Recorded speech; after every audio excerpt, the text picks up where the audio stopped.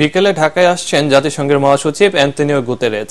শুক্রবার প্রধান উপদেষ্টার সাথে রোহিঙ্গা ক্যাম্প পরিদর্শনে কক্সবাজার যাবেন জাতিসংঘ মহাসচিব। তার সফরে রোহিঙ্গা সংকট সমাধানে বড় অগ্রগতি হতে পারে বলে জানিয়েছেন প্রধান উপদেষ্টার প্রেস সচিব শফিকুল আলম। বিস্তারিত জানাচ্ছেন একরামুল হক সায়েম।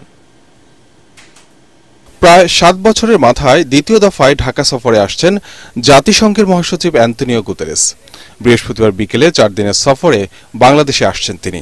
তার সফরে অগ্রাধিকার পাবে রোহিঙ্গা শরণার্থী সংকট ও মানবাধিকারের প্রসঙ্গ। জাতিসংঘ মহাসচিব শুক্রবার ঢাকায় অন্তর্বর্তী সরকারের প্রধান উপদেষ্টা অধ্যাপক মোহাম্মদ ইউনূসের সঙ্গে বৈঠক করবেন। এরপর তারা দুজনে বাংলাদেশ বিমানের একটি ফ্লাইটে একসঙ্গে যাবেন কক্সবাজার। রোহিঙ্গা ক্যাম্প পরিদর্শনের পাশাপাশি গুতেরেস রোহিঙ্গা সম্প্রদায়ের নেতা, যুব প্রতিনিধি ও নারীদের সঙ্গে আলাদা বৈঠকে অংশ নেবেন। ইউএন সেক্রেটারি জেনারেল উনি কক্সবাজার থেকে সরাসরি চলে যাবেন রোহিঙ্গা ক্যাম্পে।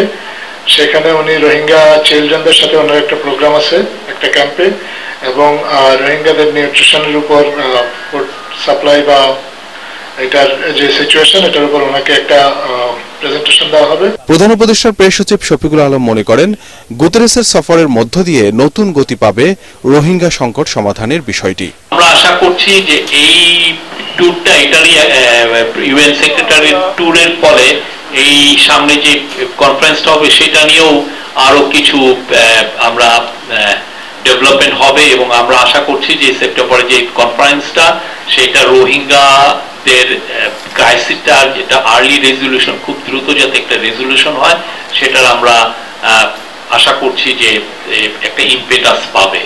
এছাড়া সংস্কার ও আগামী নির্বাচন ইস্যুতে জাতিসংঘ মহাসচিব ঐকমত্য কমিশনের সাথে বৈঠক করবেন বলেও জানানো হয় সংবাদ সম্মেলনে। বাংলাদেশের যে বিভিন্ন সংস্কার যে প্রস্তাব, অনেকগুলো সংস্কার প্রস্তাব এসেছে পুলিশের, বিচার বিভাগের, জনপ্রশাসনের। এই সংস্কার প্রস্তাবগুলো বাস্তবায়নের ক্ষেত্রে জাতিসংঘের যদি বা জাতিসংঘের অধীনস্থ কোনো প্রতিষ্ঠানের যদি কোনো ভূমিকা রাখার সুযোগ থাকে সেটা নিয়ে হয়তোবা আলোচনা হতে পারে। রমজানের প্রতি সংহতি জানিয়ে প্রতি বছর এই সময়ে মুসলিম প্রধান দেশ সফর করেন জাতিসংঘ মহাসচিব।